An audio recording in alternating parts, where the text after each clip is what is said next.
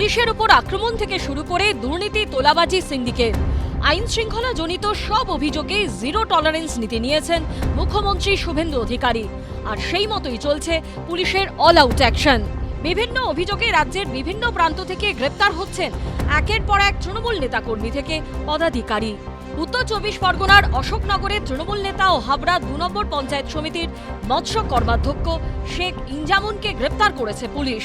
সূত্রের দাবি, দ্রুতের বিরুদ্ধে অশোকনগর থানার ওসির ওপর হামলা সহ একাধিক ফৌজদারি অভিযোগ রয়েছে।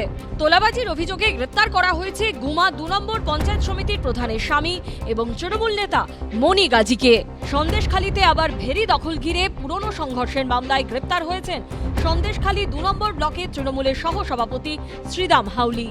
স্বরূপনগরের তৃণমূল নেতা ও স্বরূপনগর পঞ্চায়েত সমিতির সহসভাপতি নারায়ণ করকে 21-এর ভোট পরবর্তী হিংসার মামলায় গ্রেপ্তার করা হয়েছে। পশ্চিম বর্ধমানের পাণ্ডবেশ্বরেও ভোট পরবর্তী হিংসা ও তোলাবাজির মামলায় তৃণমূলের এক পঞ্চায়েত প্রধানকে গ্রেপ্তার করেছে অন্ডাল থানার পুলিশ। ধৃত রামচরিত পাসোয়ান পাণ্ডবেশ্বর বিধানসভার অন্তর্গত ছোড়া গ্রাম পঞ্চায়েতের প্রধান। আপনার বিরুদ্ধে তোলাবাজি এবং সন্ত্রাসের অভিযোগ, কি বলবেন? আগ্নেয়াস্ত্র দেখিয়ে প্রাণনাশের হুমকি দেওয়ার অভিযোগে গ্রেপ্তার হয়েছেন পূর্ব বর্ধমানের রায়নার 1 নম্বর ব্লকের আইএনটিটিউসি ব্লক সভাপতি মোহাম্মদ ইসমাইল শেখ ওরফে শান্ত সহ 2 তৃণমূল নেতা। দক্ষিণ দিনাজপুরের তৃণমূল নেতা ও জেলা পরিষদের প্রাক্তন পূর্ত কর্মাধ্যক্ষ মফিজউদ্দিন মিয়াকে চাকরি দেওয়ার নামে প্রতারণার মামলায় গ্রেপ্তার করেছে পুলিশ। আজকে ক্ষমতার পরিবর্তন হয়েছে, যেই লোকগুলো জেলার মধ্যে একটু প্রভাবশালী সেই লোকগুলো বিপদে ফেলতে হবে, বিপদে ফেলছে। সরকার বদলেছে, এবার পরিস্থিতিও বদলাবে এমনই আশা রাজ্যবাসীর। সমীরণ পাল, মনোজ বন্দ্যোপাধ্যায় ও কমল কৃষ্ণদেব রিপোর্ট, এবিপি আনন্দ। বাড়ির খুদে বা প্রবীণ সদস্যের জরুরি ওষুধ কি শেষ? ভাবছেন বুধবার সকালে বেরিয়ে কিনে নেবেন? তাহলে সমস্যায় পড়তে হবে, কারণ মঙ্গলবার রাত 12টা থেকে 24 ঘন্টার জন্য বন্ধ থাকবে ওষুধের দোকান। দেশজুড়ে ধর্মঘটের ডাক দিয়েছে the All India Organisation of chemist and druggist বা AIOCD। এই রাজ্যে যেহেতু নতুন সরকার এসেছে, তাই Bengal chemists and druggist association জানিয়েছে 24 ঘন্টা নয়, তারা 12 ঘন্টার জন্য প্রতীকী ধর্মঘট পালন করবে, মঙ্গলবার রাত 12টা থেকে বুধবার বেলা 12টা পর্যন্ত।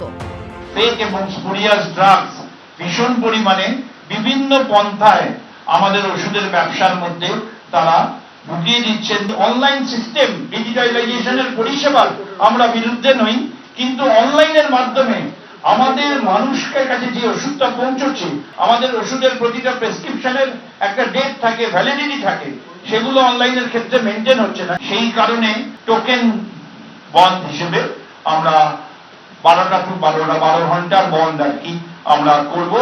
কেন এই ধর্মঘটের ডাক?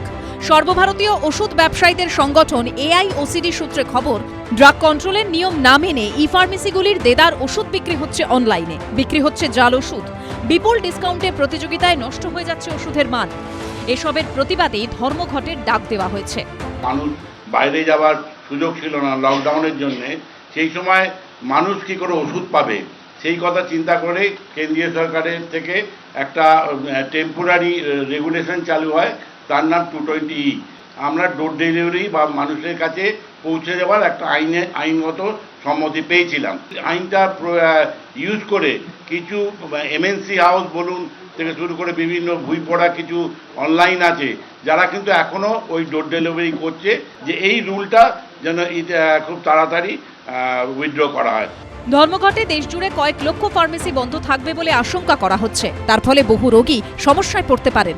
তবে AIOCDর তরফে জানিয়ে দেওয়া হয়েছে, সরকারি ও বেসরকারি হাসপাতালের সামনে থাকা ওষুধগুলিকে ধর্মঘটের আওতার বাইরে রাখা হবে। ঝিলম করঞ্জাইয়ের রিপোর্ট, এবিপি আনন্দ, কলকাতা। এবিপি আনন্দ, এগিয়ে থাকে, এগিয়ে রাখে।